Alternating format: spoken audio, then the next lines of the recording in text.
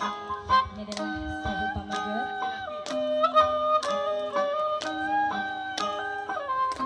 Adapun Sewu Pamaget ini biasanya cirinya menggunakan selendang berwarna 4 yang masing-masing memiliki makna dan simbol tersendiri.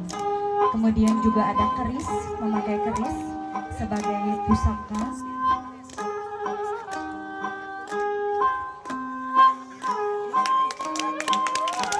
Secara gerakan, memang gerakan dalam tarawangsa ini tidak berpola, tapi memang mengikuti irama lagu dari tarawangsanya itu sendiri.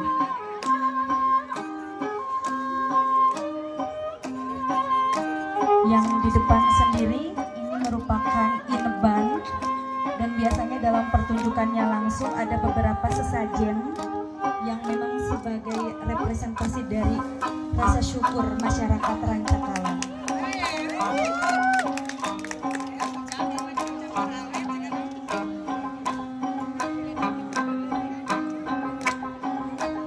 Adapun tarawangsa setiap tahun digelar pada acara Ngalaksa, dan itu merupakan momen tahunan dan menjadi agenda.